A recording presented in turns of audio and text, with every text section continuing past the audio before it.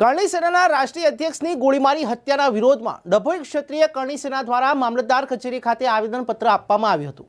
ડભોઈ ખાતે ક્ષત્રિય કરણી સેનાના તાલુકા અધ્યક્ષ દ્વારા રાષ્ટ્રીય અધ્યક્ષ સુખદેવસિંહ ગોગામેડીની પોતાના નિવાસસ્થાને ખાતે ગોળીમારી હત્યા કરનાર હત્યારા અસામાજિક તત્વો અને હત્યાની જવાબદારી લેનારા ગેંગ સામે કડક પગલાં લઈને તાત્કાલિક ધોરણે ધરપકડ કરી જાહેરમાં ફાંસીની માંગ સાથે મામલતદાર કચેરી ખાતે આવેદનપત્ર આપવામાં આવ્યું છે। ઉલ્લેખનીય છે કે ગતરોજ કરણી સેનાના રાષ્ટ્રીય અધ્યક્ષ સુખદેવસિંહ ગોગામેડીની પોતાના જ નિવાસ સ્થાને રાજસ્થાનમાં દિન દહાડે ગોળી મારીને હત્યા કરવામાં આવી, જે ઘટનાને સમગ્ર દેશના ક્ષત્રિય સમાજ દ્વારા સખ્ત શબ્દોમાં વખોડી કાઢી છે।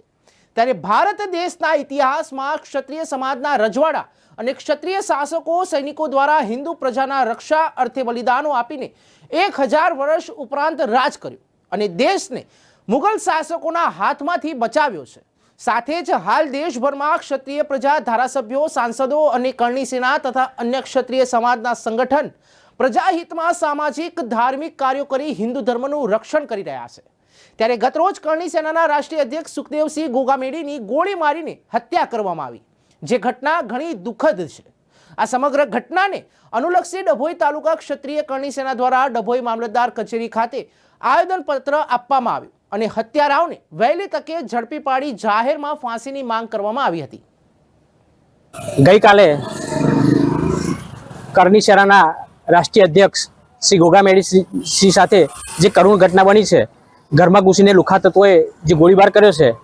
એમના વિરુદ્ધ કડક કાર્યવાહી થાય, એમને જાહેરમાં ફાંસી આપવામાં આવે અથવા તો જાહેરમાં એન્કાઉન્ટર કરવામાં આવે, એમને એમની ભાષામાં જ જવાબ આપવામાં આવે, એ માટે અમે આજે આવેદનપત્ર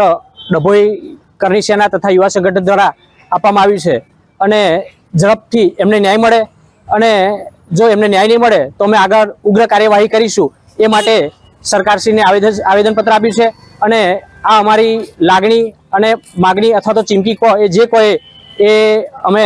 આ તબક્કે આપણા દ્વારા કહેવા માંગીએ છીએ અને આવા લુખ્ખા તત્વોને જાહેરમાં જો એમની ભાષામાં જવાબ આપવો જોઈએ, કેમ કે આ કરુણ ઘટના એ કેવળ રાતું સમાજ માટે નહીં પણ દરેક માટે